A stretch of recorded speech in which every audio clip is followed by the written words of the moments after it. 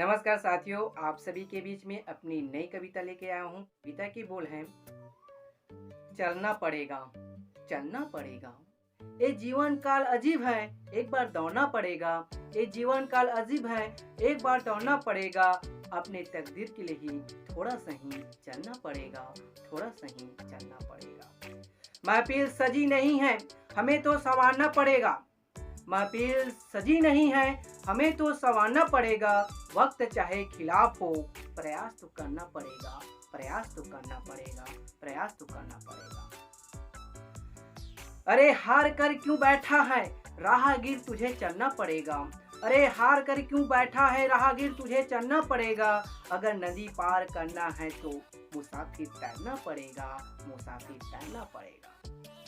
भूल जा, भूल जा, कल क्या हुआ था, भविष्य में सोचना पड़ेगा। भूल जा, कल क्या हुआ था, भविष्य में सोचना पड़ेगा। कब क्यों कैसे वैसे मत बोल, कब क्यों कैसे वैसे मत बोल। इन शब्दों को छोड़ना पड़ेगा, इन शब्दों को छोड़ना पड़ेगा। निराश होकर क्यों रुके हो, निराश होकर क्यों रुके हो।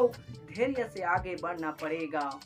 ये जीवन का अजीब है, एक बार दौड़ना पड़ेगा, एक बार दौड़ना पड़ेगा। नमस्कार।